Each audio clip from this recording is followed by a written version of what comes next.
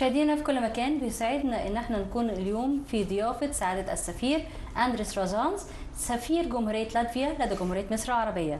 Your Excellency, please allow me to thank you so much for this interview. Thanks so much for coming. Welcome to Embassy of Latvia in Egypt. Your Excellency, can you please at the beginning tell us more about your diplomatic stations before coming here to Egypt? With pleasure. Well, it's my first time as a diplomat in Egypt, but I'm not a novice in our diplomacy. I joined our diplomatic service more than 30 years ago, basically having done everything starting from the lowest ranks in diplomacy to the highest. My recent postings as ambassador were in Denmark, in Morocco as ambassador. Although I was not residential ambassador, I was responsible for Morocco from a distance. Latvia is not the biggest country on earth, so we don't have that many embassies. Usually diplomats as well have responsibilities for other countries. I've been posted as well as ambassador to United States of America, as well has been covering as ambassador and responsible for our relations with Mexico, Belgium, and now it's Egypt. So this is not the first experience in an Arabic country. You have been to Morocco before. Is there any changes in between here and Morocco? Yes, I had some experience with Morocco, but that was quite a long time ago. And of course it's a difference when it comes to how we organize our work. We are here physically, we have embassy here in Morocco. We have been responsible for country from a distance. And we relied a bit more on our honorary consuls in Morocco. Here it's something else. Here is a full-fledged embassy with our staff and with contacts, so it's a very different experience. Okay. Your Excellency, can you please also tell us more about the geographic nature of Latvia? We want the people to see it through your eyes, if you allow me. Well, with pleasure. Well, Latvia, of course, is a very different country from Egypt. It's located in a very different part of the world, quite a distance from Egypt. It's not that hot, but in the winters it might be very cold. It really might be very cold, but it doesn't mean that it's a cold country, not at all. The good thing is that we have all four seasons. We have summers, we have springs, we have winters and autumns, and they differ very much, and you can see that in nature. In spring everything starts to blossom and leaves arrives and grass appears and ice melts, and then during the summertime of course everything is very green and blossoming, and then in fall everything turns into yellow or a little bit brown. Winter is different. It's when we have snow, it's white. Well, we have. That's a beautiful nature. It is. It's nicely located. We have sea as well. You have been, I think, very blessed with having two wonderful seas and having been able to approach these seas, the Mediterranean and the Red Sea. It's really a blessing. Latvian people. And also the River Nile. Yes, in the River Nile you have everything basically, and in our case, yes, we have the Baltic Sea. It's very different from Mediterranean. In summertime, of course, it might give you refreshment. It's fresh. You can swim, you can enjoy. It's nice, but in winter time, of course, it's a little bit icy, ice covered, and sometimes, and it's a bit different. It's a bit different. But rivers we have as well, quite many, smaller and relatively big rivers. The biggest one is the river we call the Daugava. It's the river our capital city sits on both banks of the river. And yes, we have lakes. One of the most important features of my country, that's forests. Plenty of forests. More than half of our territory is covered by forest, and it's one of the most important wealths of my country. So does it mean you can attract a lot of tourists in this beautiful nature that Your Excellency have been describing to us? Which is the important tourist destination in Latvia, exactly? Well, we attract quite many tourists, and as a matter of fact, Latvia is relatively or quite an easy, accessible place. It's easy to reach the country by air. We have a wonderful airport in Riga. We have our airline company. That's our most important company for transportation. So it's easy, accessible. The tourists can arrive basically from each and every corner on Earth. It doesn't take that much time. Connections are good. Or if you travel by road as well, it's not that difficult. Of course, by road it means you have to cover more distances. It takes a bit more time, but if you like driving, it's not that difficult. The most important tourism attractions, of course, if people love nature, if they like to be in a place that not that big and not that small at the same time, enjoy clean and nice nature, either forests or beaches. And beaches, I think that's one of the most important as well characteristics of Latvia.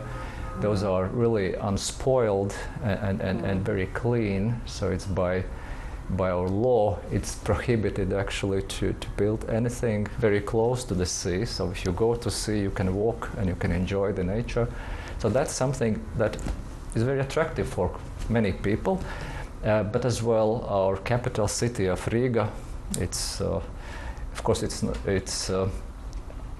one of the oldest cities in the Baltics in general. It's more than 800 years now, the history of the city.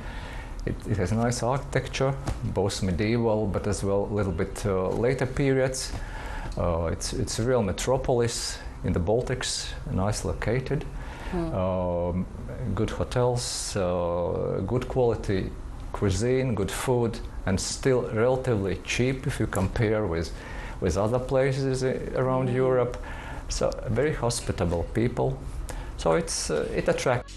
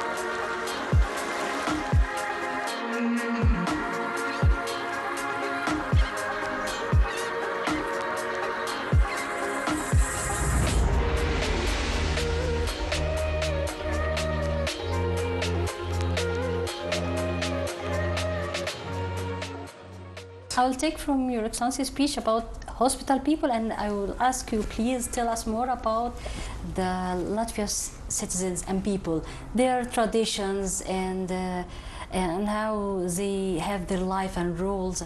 Can you please tell us more about it? With pleasure. Of course, Latvia is a Baltic country. It means that majority of population in Latvia is of Baltic region. The long time ago, there were Baltic tribes living in that part of Europe. very different by language or their traditions.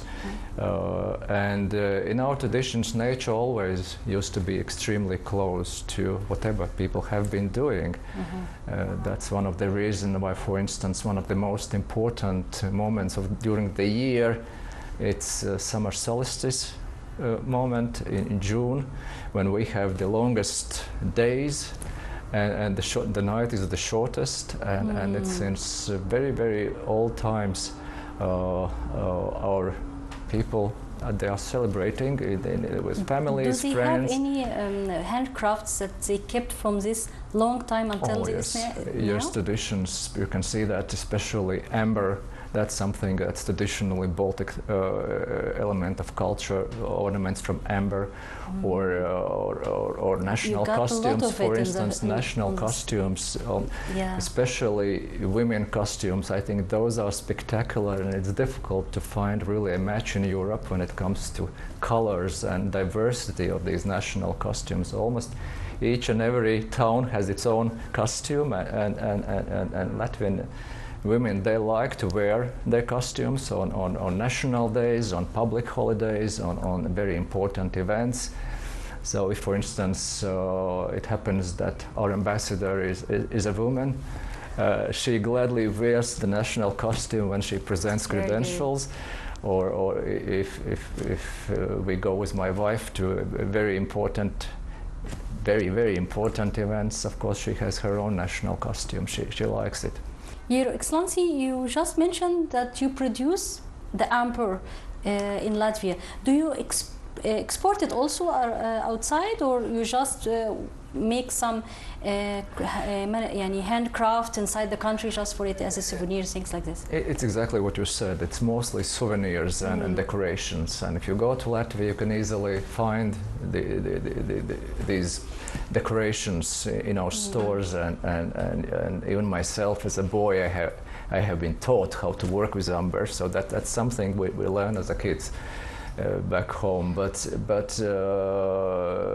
we do not export these days amber, although in older days, probably in very old days, that was one of the most important commodity coming from the Baltics, amber, in very distances, and almost all around Europe, and probably not only in Europe you can find Baltic amber from old days. So that's important. What I can mention is we have we might not have the biggest companies on earth, but we have extremely good quality choral music and music. We love music in Latvian, for instance. One of the traditions what we have, it's as well since already a long time ago, more than 120, 30 years ago, we have an event that's in UNESCO World Heritage List, the Latvian song and dance festival, when we have people coming from all around the country, choirs mostly, different age. People are dressed as well in national costumes, and you can have about 40,000 singers on a stage for a week approximately, and enjoy nice music and come with families. And that's something that we think is extremely important for our culture, for our country. Maybe you recall 80s, last century, when there was a breakdown of Soviet Union and end of the Cold War. For instance, song always used to be extremely important element in our culture as a peaceful means of protest against something what has been characterized during the Soviet occupation of my country. So it's important. Yes, of course. Your Excellency, if we talked about the industry in Latvia, what kind of industries do you have, and which one, or in another way, what distinguishes the industry field in Latvia exactly? Well, industries, of course, those that are extremely well developed in Latvia are based on resources that are available in Latvia, and the most important resource, I mentioned at the beginning, it's timber, it's forest. Everything that you can get out of wood It's something what companies try to develop into very competitive products, and they, of course, these products are known all around the world. There we have skill, timber products, furniture, but not only, everything that relates to plywood. In each and every almost truck in Europe you can find something. So the wood industry is the biggest in Latvia? It's very big. It's big. We have great ports in Latvia as well. You might laugh, but we say that yes, those are ice-free ports, because in our geography sometimes in winters you have ice, and then you have to have an icebreaker to move the ships out from the ports. In our geography, thanks to the Gulf Stream and a little bit milder climate, these ports are ice-free. And then of course everything that relates to technologies, ICT, communication technologies, digital technologies, small tiny gadgets that make our lives a bit more comfortable and convenient. We have a good education system back home, especially in engineering, so we can have a good young people educated well when they are trying to produce something using their skills they have gained during their studies. So it's we have companies, well-known companies for many things in this digital ICT realm. And these companies, of course, are already today, their exports, their production already today makes almost the most important share when it comes to the state income. And that's important. We don't have natural resources like oil or gas or things many other countries are blessed with. What we have, it's a brain trust of people, and then something they can develop into products that we can as well sell around the world. And that's, I'm very fascinated about this story.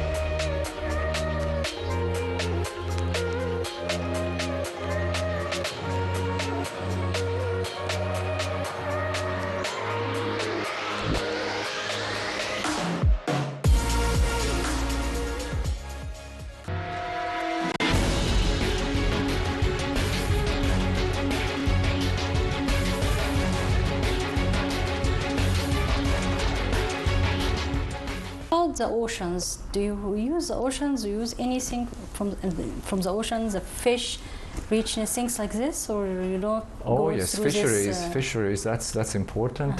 I'm very glad that here in Cairo, for instance, in each and every store, almost I can buy Latvian fish, canned or whatever. It's available, and I'm happy for that. It makes a bit easier. My life I can adjust easier. You feel you live here and feel familiar with the atmosphere. Yes, those are the products I know, but I can find them in one or another store and without really going and looking for something. So yes, fishery industry is well developed in Latvia. That's true. Your Excellency, you already mentioned some things when we talked about the tradition and the customs and the people in Latvia. You mentioned the women, but I would like you to tell us more and describe the status of women in Latvia and the role they are doing now. It's a very good question. It happened that as well, I was, as a very young diplomatic advisor, working for one of our presidents that happened to be a woman, and one of the most difficult diplomatic tasks what I have had ever, I had to once write a speech about women situation in Latvia for a president who was a woman. It was not that easy at all. It was quite a challenge. But in our society, since very old days, women, they have been playing extremely important role within families. Latvian society historically mostly was farmer society, people that had been working on countryside, people owned farms, and a woman in a family was always a person who was running very often a household and as well keeping family together, because all the others, they have been working on fields like fathers or sons. Families were big, so the women in my country never had time for to relax so much that they would be bored about their lives. So they had to be very actively involved, and they're very actively involved. That's about history.